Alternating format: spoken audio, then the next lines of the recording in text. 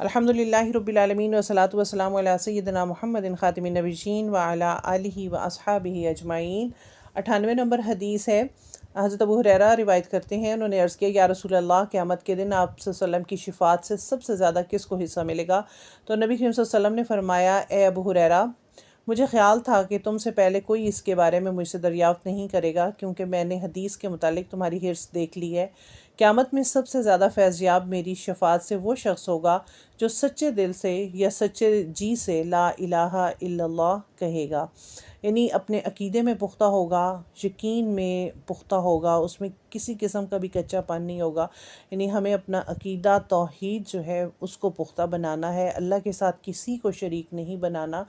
और यहाँ पे एक पता चलता है कि अबू हुरैरा जो हैं वो दीन की तालीम पे हरीस थे, और यहाँ तक कि नबी करीम सल्लल्लाहु अलैहि वसल्लम ने भी इस बात को जान लिया था कि आप जो हैं वो ज़रूर दरियाफ़्त फरमाएंगे।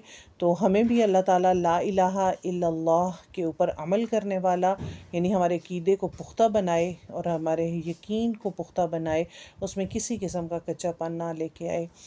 सुब्हानक अल्लाहुम्मा व बिहम्दिका नशहदु अल्ला इलाहा इल्ला अंता नस्तगफिरुका व नतूबु इलैक।